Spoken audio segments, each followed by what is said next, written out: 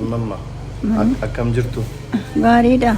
Maal taatanii mee dhibeen kun yoom isin jalqabe? Dhibeen kun ji'a jaayuu fi xaara manatti sadii fideen dhufe. Asitti immoo ji'a shanii kun asirratti. Itessee jisni koorina itessee miilaa qabanii taatti na baase. Maaloodha jedhama? Kanii guyyaa danda'een taa'u ji'a sooma akka ta'a jettan bula. Birrii qabaadhee deebira dhaqee kan ilaalituun akka dhakkuusa dhufe. Amma immoo inni ta'ee asmii ta'ee gosa isaan beeku fuuluna kutaa. Mataana bulbula danda'ee waa tokko ittiin hin haasa'uun dubbadhu. Mucaan rakkataadhaan rakkattuudha. Kanatti rakkadhee kunoo kana keessa taa'aa jira. Hadha tureeraan koodha. Namni isin gargaaru hin jiru? Namni na gargaaru hin jiru. Abbaa manaan qabu, obboleessa hin qabu. Lafa qabu hundee tokkos hin qabu. Lafa midhaanii hin qabu, nama qabuun oola. Waa tokko rabbiin malee waa tokko hin qabu. Kicha rabbii sana waan nagahee malee hin qabu. Okay, namni isin gargaaru hin jiru? Namni na gargaaru hin jiru waa tokko. Ilmoon qabdanuu isa malee? Hin qabu waa tokko. Eessaa dhuftan isin? Maannaa'i. Asitti eenyutu isin gargaara? Isuma kana dhufee na shiraachii baafadhee. Abbaan rabbii ettan na barbaadaa haadheetu manichi dhufee tokko na gargaaru jira. Okay, ergaa dhuftanii jajaa jettanii? Amma maaloodha kan isin barbaachisu? Amma gaamataan manatti jabaata asii jennee kan ofirraa buusuun natti jabaate. Yoo na ofirraa buuse amma ka'ee na ajjeesuu qaba. Yoo isa kana funyaan irraa fuutan moo? Yoo fuutan maal isin godha? Yoo fuudhe garaa keessa galna galee mataa koo walitti dha. Akkana godha na waraana na gubaa walitti na qaba dhala akkana. Naani gara danda'e naasa. Amma yeroo akkasitti ofitti keessan isa kana maas hin godhu? Yoo na ofitti kaa'e waan jedhu haasaan dadhabsiisa malee waan jedha. Akkana? Kanaafuu amma maaltu maashinii isa kana bitadhaa isiniin jedhe akkamii immoo maal jedhe? Isa bitadhaati jedhe.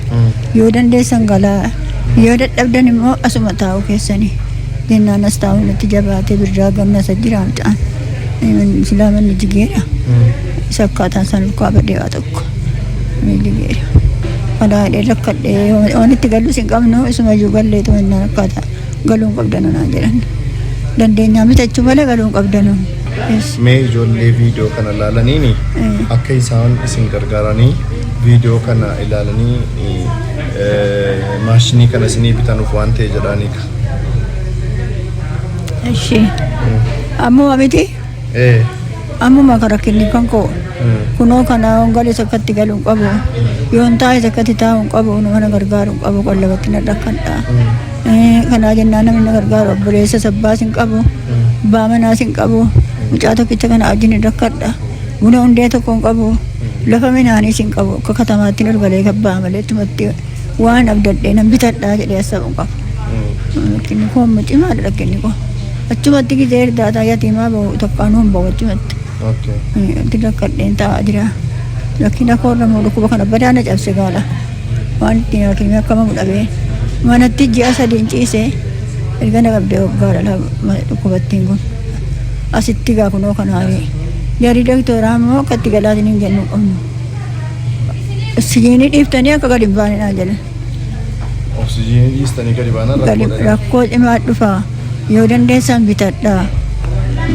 Nama meeqanatti maraxamee kana jedhan jarrariin ujja.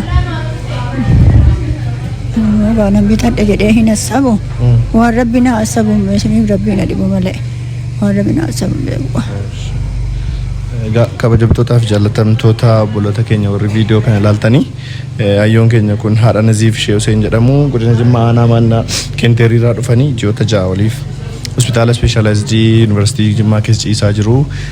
Atattamaan yoo meeshaa oksijiinii kana bitatan malee as keessaa bahuu hin danda'anu isaan immoo bitachuudhaaf humna hin qaban meeshaan kun qaaliidha.